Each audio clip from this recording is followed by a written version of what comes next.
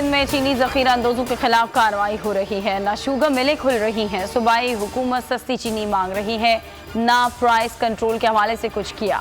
हुकूमत ने बढ़ती कीमतों का जिम्मेदार मुराद अली शाह सरकार को करार दे दिया। तर्जुमान वज़ारत ख़जाना मुज़म्मिल असलम कहते हैं कि वफाक सिंध को चीनी देने को तैयार है। पंजाब में शुगर मिल्स खुल गई हैं। मुल्क में 1,30,000 टन चीनी का 22 रोज़ का स्टॉक है। तरसील सूबों की जिम्मेदारी है। सिंध में पीटीआई और इत्तेहादियों की शुगर मिलें हैं। आटा, चीनी, पेट्रोल और अद्वियात महंगी करने वाले इमरान खान के साथ हैं। सईद गनी का जवाबी वार, कहा कि हुकूमत ने अगस्त से नवंबर तक चीनी की किल्लत दूर करने के लिए कोई कदम नहीं उठाया। जरदारी साहब की सिंध में कोई मिल्स नहीं। गनी मजीद ग्रुप की शुगर मिल्स बंद होने से सिंध में 4 लाख टन की किल्लत है। सिंध के अस्पतालों में डॉक्टर्स मैसर नहीं। कराची को कचरे का ढेर बना दिया गया। मुराद सईद के वार, कहा कि फर्जन जरदारी का गरीब से ताल्लुक वैसे ही है जैसे अंडों का किलो से। सिंध में आइंदा इमरान खान की हुकूमत होगी। पीडीएम मिक्स अचार पार्टी है।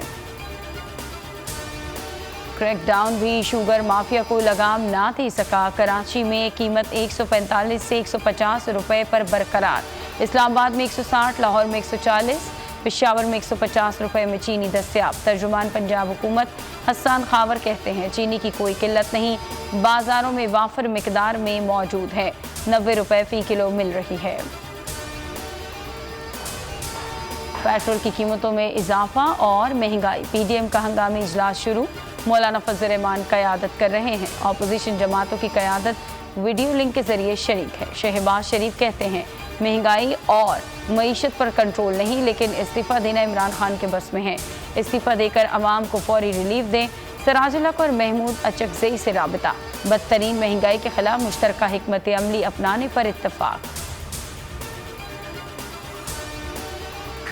पार्लियामेंट का मुश्तरका इजलास 10 नवंबर को बुलाए जाने का इम्कान। इंतखाबी इस्लाहत के 2 बिल समेत दीगर बिल्स मंजूरी के लिए पेश किए जाएंगे। सेनेट से पास ना होने वाले 18 बिल्स भी पेश होंगे।